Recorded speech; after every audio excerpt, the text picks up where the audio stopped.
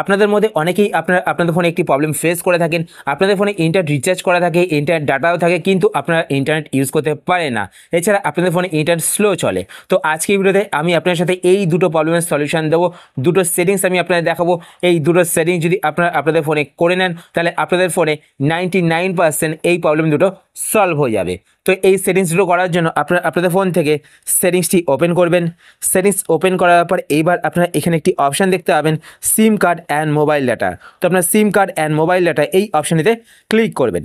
এই অপশানটি ক্লিক করার পর এইবার আপনারা এখান থেকে যেই সিমে আপনারা ইন্টারনেট করতে চাইছেন সেই সিমটি সিলেক্ট করবেন। তো আমার এখানে সিম 1-এ আমি ইন্টারনেট ইউজ করি, তো আমি এখান থেকে সিম 1 সিলেক্ট করলাম।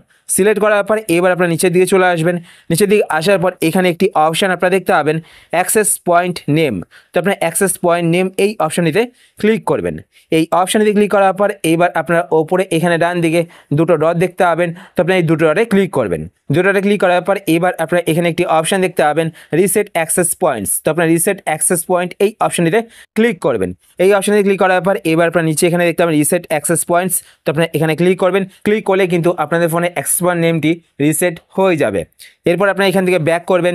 ব্যাক করার পর এবার আপনারা এখানে একটি অপশান দেখতে পাবেন, কেরিয়ার। তো আপনার কেরিয়ার অপশানেতে ক্লিক করবেন। কেরিয়ার অপশানেতে ক্লিক করার পর এবার আপনারা এখানে একটি অপশান দেখতে পাবেন, অটো সিলেক্ট। তো আপনার অটো সিলেক্ট এই অপশানটিকে অফ করে দেবেন। তো এখানে অফ বাটনে ক্লিক করবেন, তো এই অপশানটি অফ হয়ে যাবে। অফ করার পর আপনারা একটু ওয়েট করবেন। দেখতে পাচ্ছেন এখানে কিন্তু সার্চিং হচ্ছে নেটওয়ার্ক, তো আপনারা একটু ওয়েট করবেন। ওয়েট করার পর এখানে কিন্তু আপনাদের লোকেশনে যেই নেটওয়ার্কগুলো অ্যাভেলেবেল রয়েছে সেই নেটওয়ার্কগুলো দেখতে পাবেন। তো এখান থেকে আপনারা যেই সিম ইউজ করছেন সেই সিমের নামটি দেখতে পাবেন।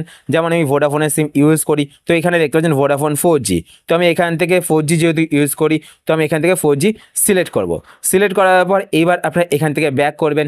ব্যাক করার পর এবার নেক্সট একটা সেটিংস আপনারা করবেন। যদি ধরুন আপনারা রিচার্জ করেছেন, রিচার্জ করার পর আপনারা ইন্টারনেট ইউজ করতে পারছেন না, তো সেই ক্ষেত্রে কী হয়ে থাকে, আপনি একটু নিচের দিকে আসবেন। নিচের দিকে আসার পর এখানে একটি অপশান দেখতে পাবেন, ইন্টারনেট বলে। তো এখানে দেখতে পাচ্ছেন আমার যেহেতু ফোনে একটা সিমই ভরা রয়েছে, তাই এখানে কিন্তু সিম 1 শো করছে, আর এখানে ক্লিক করা যাচ্ছে না। যদি দুটো সিম ভরা থাকতো তাহলে কিন্তু এখানে ক্লিক করে সিম সিলেক্ট করতে হতো, মানে আমি কোন সিমে ইন্টারনেট ইউজ করতে চাই।